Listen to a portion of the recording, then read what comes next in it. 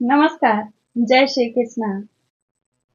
पूर्णिमई विष्णु को अति अधिक प्रिय कार्तिक मास के एक महात्म्य कथा में लेकर बड़ी विचित्र कथा लेकर आपके सामने प्रस्तुत हुई है कि जीवन भर के कैसे कार्तिक व्रत के आधे पौने से एक राक्षसी का उद्धार होता और कैसे कौन से जल में तुलसी दल और आंवले का जो है पत्ता मिलाकर स्नान करने से गंगा जल हो जाता है। इस तरह के बहुत ही कथा में आपको ज्ञान की भी प्राप्ति होगी।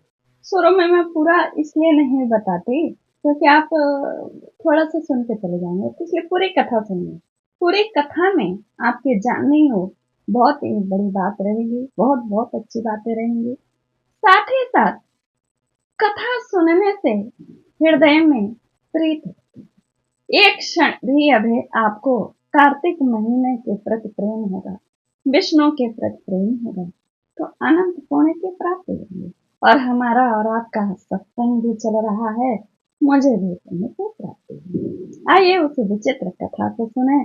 और थोड़ा बड़ी कथा है, लेकिन शुरू से आखिरी तक सुनिएगा, क्योंकि उसमें विधि और पुण्य प्राप्ति करने के साधन पूरे कथा में बताया जाता है। अब उसको मैं शुरू में कहाँ तक बताऊंगी, बड़ा रहता है कथा। आइए सुनिए, लाइक कमेंट शेयर जरूर करिएगा। कार्तिक व्रत के पुण्य दान से एक राक्षसी का उद्धार।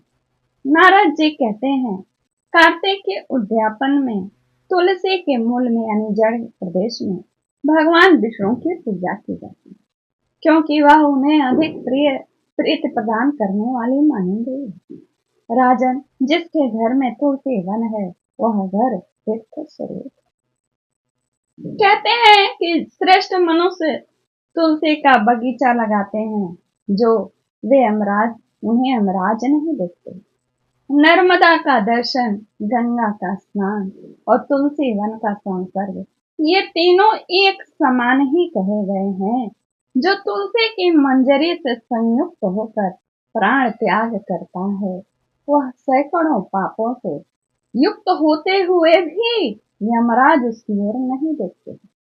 जो मनुष्य आंवले के फलों और तुलसी के पत्तों से मिश्रित जल के द्वारा स्नान करता है, उसे स्नान करने का फल, गंगा स्नान करने का फल प्राप्त होता है। मैंने बोल दिया था आंवले का पत्ता नहीं, आंवले का फल और तुलसी के पत्तों से मिश्रित जल से स्नान करने से गंगा स्नान का पुण्य प्राप्त होता है। कहते हैं कि पूर्व काल की बात है, सह पर्वत पर करवीरपुर में धर्म दत्त नाम से विख्यात एक ब्राह्मण रहते थे। एक दिन कार्तिक मास में भगवान विष्णु के समीप जागरण करने के लिए वे भगवान विष्णु के मंदिर की ओर चले। उस समय एक पहर रात बाकी थी, ये ब्रह्म मुहूर्त था।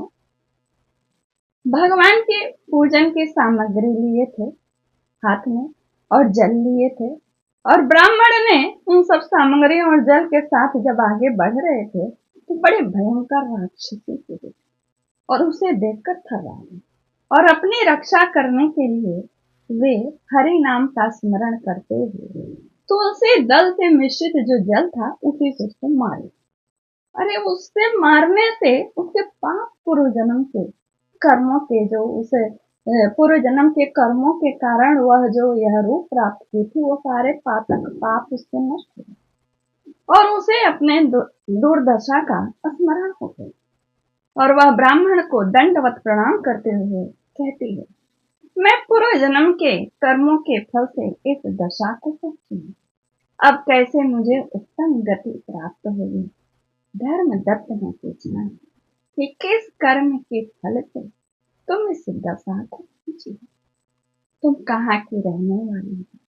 तुम्हारा कैसा आचार विचार था और तुम्हारा नाम क्या? वह राक्षसी बोली, मैं कलहा हूँ, मेरा नाम है कलहा। ब्राह्मण, मेरे पूर्व जन्म की बात है। सौराष्ट्र नगर में भिक्षु नाम के एक ब्राह्मण रहते थे। मैं उनकी पत्नी थी। मैं अत्यंत क्रूर स्वभाव वाली थी। किसी भी प्रकार से अपने पति के प्रति ईमानदार नहीं थी। सारे स्वादिष्ट भोजन अकेले कर लेती थी, पति को रूखा सुखाती थी। वाणी से उन्हें हमेशा मैं दुखी करती रहती। मेरे इस स्वभाव से मेरे पति हमेशा उद्विग्न में रहते थे और इतने परेशान थे। एक दिन उन्होंने दूसरा विवाह कर, विवाह करने के पश्चात मैंने फांसी लगा दी। मेरे मर गई, मतलब मैं आत्महत्या कर ली। फांसी में विष खा करके मैं अपने प्राण को त्याग दी। कलह राक्षसी कह रही है। और वहां यमराज ने मुझे आए ले गए, बांध करके पीटते हुए मुझे वहां से, जहां मेरी मृत्यु हुई, वहां से यमराज लेकर के यमलोक ले गए। धर्मराज यमराज ने मुझसे चित्रगुप्त से पूछा, इसके कौन कौन से पाप हैं, कोई शुभ कर्म की है या नहीं, अशुभ कर्मों से इसके भोग कैसे हैं, उनका वर्णन। महाराज, इसके जो अशुभ कर्म थे उससे कई कई जन्मों तक के भोग का वर्णन चित्रगुप्त ने किया। कौन कौन सा, यहाँ भी ज्ञान की प्राप्ति होगी कि कैसे कौन से कर्म करने से क्या प्राप्त होता है। आइए सुनिए, इसलिए मैंने कहा कि पूरी कथा। चित्रगुप्त ने कहा, इसका किया हुआ कोई भी शुभ कर्म तो है नहीं। यह स्वयं मिठाइयां खाती थी और स्वामी को कुछ नहीं देती थी। इसने सदा अपने स्वामी से द्वेष किया, इसीलिए चमगादुरी होकर रही तथा सदा कलह में इसकी प्रवृत्ति रही। इस कारण से, इस स्वभाव के कारण यह विष्टा भोजी सुकरी की योनि में रहे। 2 योनि बताया। दूसरे बात, तीसरा योनि बताने जा रहे हैं। जैसे बर्तन में यह भोजन पकाती थी, उसी बर्तन में सदा अकेली खाया करती थी। इस दोष से यह अपने ही संतान का भक्षण करने वाली बिल्ली है।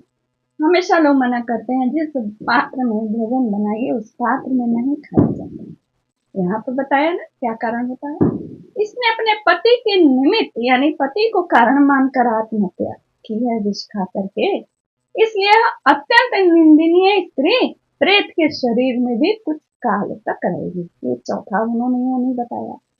और इसे यमदूतों द्वारा निर्जल प्रदेश में भेज दिया जाएगा। जब वो भूत होगी, वहां दीर्घ काल तक यह प्रेत शरीर में निवास करने के बाद, इसके बाद यह पापनी शेष 3 योनियों का भी उपभोग करेगी, यानी 7 योनि का।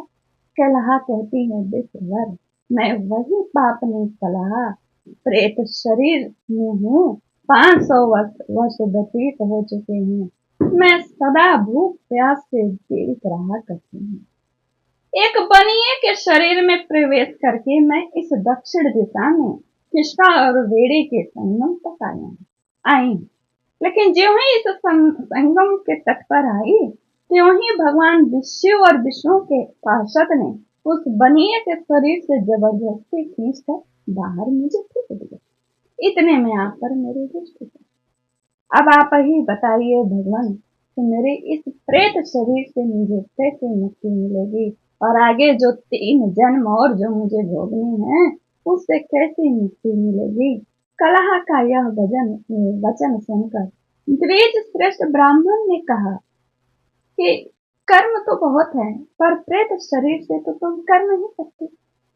अतः इसलिए मैं जन्म में ही तुम्हें पुण्य प्रदान करता हूँ। कैसे? मैं जन्म से लेकर अब तक का जो कार्तिक व्रत किया है उसके पुण्य का आधा भाग तुझे देता हूँ, तू उसी से सदगति को प्राप्त हो। यूं कहकर धर्मदत्त ने 12 अक्षर मंत्र का श्रवण कराते हुए सुनाते हुए तुलसी मिश्रित जल से ज्यों ही उस पर फेंका, यानी अभिषेक किया, छीटा, त्यों ही वह प्रेत योनि से मुक्त हो प्रज्वलित अग्निशिखा के समान तेजस्वनी एवं दिव्य रूप धारणी दिव्य हो गई। तदंतर उसने भूमि पर दंड की भांति गिरकर ब्राह्मण देवता को प्रणाम किया। हर्षद गद गद वाणी में कहा, दिव्य श्रेष्ठ, आपके प्रसाद से आज मैं इस नरक से छुटकारा पा गई। मैं पाप के समुद्र में डूब रही थी, आप मेरे लिए नौका के समान हैं। वह इस प्रकार ब्राह्मण से बात कर ही रही थी, तभी आकाश से विष्णु रूपधारी पार्षद एक विमान लेके उतरे और उसने उसको उठा के बैठाया। ब्राह्मण देवता ने प्रणाम किया। ब्राह्मण देवता को आशीर्वाद देते हुए पार्षदों ने कहा कि आप बहुत ही पुण्यशील हैं।